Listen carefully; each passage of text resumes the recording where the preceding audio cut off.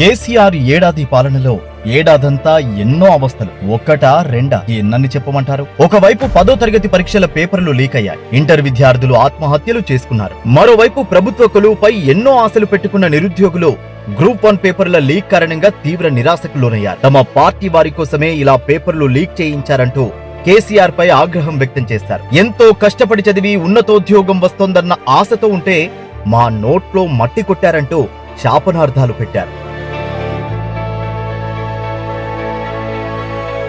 Congress party అధికారంలోకి రావడంతోనే ఉద్యోగ నియామకాలు చేపట్టింది. ఎల్బీ స్టేడియంలో అట్టహాసంగా కార్యక్రమాన్ని ఏర్పాటు చేసి తమ ప్రభుత్వం నిరుద్యోగి ఫ్రెండ్ సర్కార్ అంటూ సీఎం రేవంత్ రెడ్డి గారు ఘంటాపథంగా చెప్పారు. ఆ రోజు నుంచి మొదలు నేటి వరకు ఏదో ఒక శాఖకు సంబంధించిన ఉద్యోగాల నియామకాలు జరుగుతున్నాయి. ఇటీవలనే వరుసగా గ్రూప్ 1, 2, 3 ఉద్యోగాల ఫలితాలు వెలువడ్డాయి.